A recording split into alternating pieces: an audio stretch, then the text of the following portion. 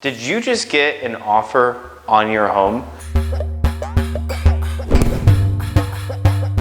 This is Steve Myers with Urban Cool Homes, and I want to go over the top 3 things you need to consider when you get an offer on your home. The first one is obviously, what price is the buyer asking for? Like, what are they offering?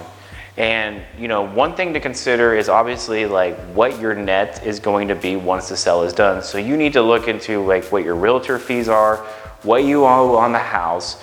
Are there any other liens on the house that you need to address? Prorated taxes, title fees. So you need to kind of know all that information before you accept an offer to make sure you're going to net the amount of money that you need in order to make that next move in your life.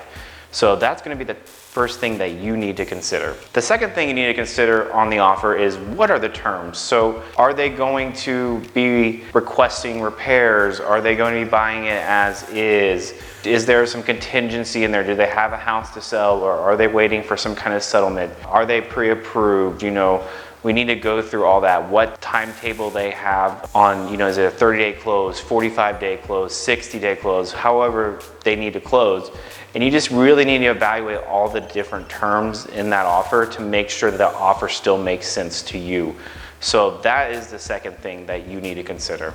The third thing you need to consider is obviously like what the timeline of the contract or the offer is going to be. How long is the inspection window? How long do they need for the financing contingency?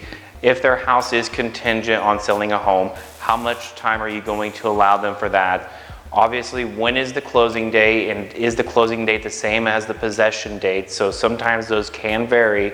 So it's very important to really make sure you understand all that information before you accept the offer. So the third thing you're going to want to consider is obviously the timeline of the offer.